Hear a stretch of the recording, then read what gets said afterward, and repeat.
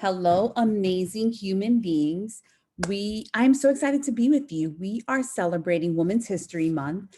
And on Friday, the video was not playing. So I really wanted to redo this video. It's going to be a two-part link. I sent the teacher the links because the person we are talking about is just so dynamic. Her voice is so beautiful, and I want you to hear her voice. And unfortunately, it copyrighted the music part out of it for me on Friday.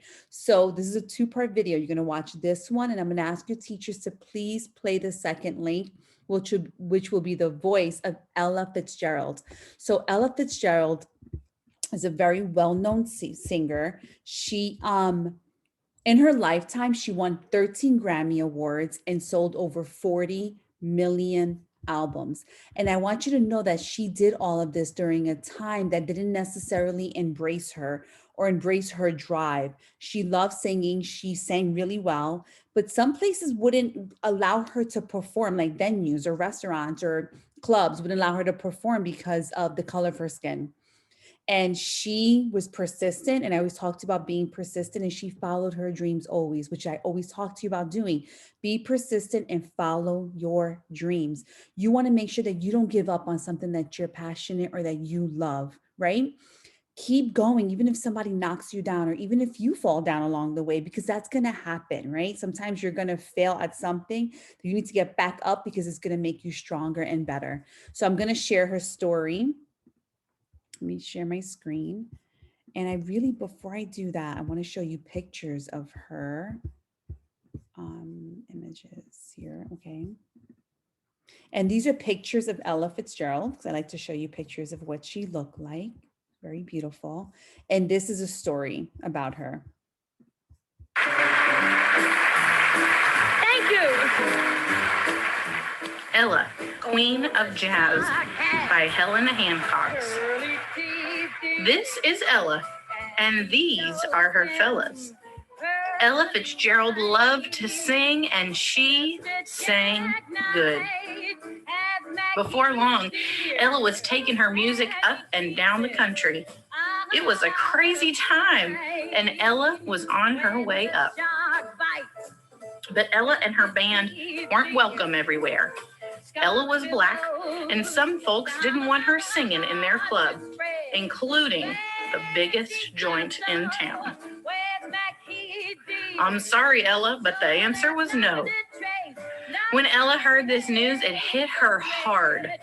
That's it, fellas, she said. Maybe we're not destined for the big time. But the magic of Ella's music had reached out to people all over and helped her make friends she didn't even know she had, including one very special lady. Ella's friend secretly decided to help. You must book Ella Fitzgerald. She will be fabulous. If she plays, I will sit at the front every night for all the people and paparazzi in town to see. She could be pretty persuasive.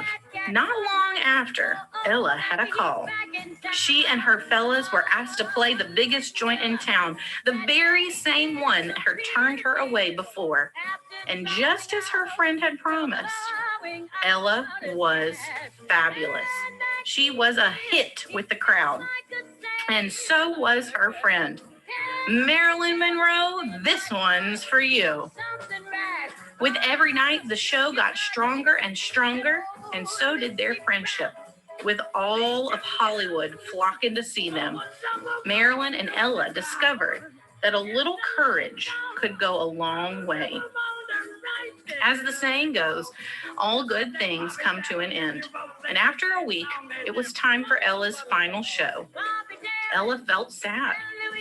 But while the run might have ended, her friendship with Marilyn certainly hadn't. With a little help from her friend, Marilyn Monroe went on to become a great singer in her own films. She even sang for the president. And Ella became known as the First Lady of Song, the Queen of Jazz, winning many awards along the way. Just goes to show what friends can do for one another. The end. Look out, look out, look out, look out, look out.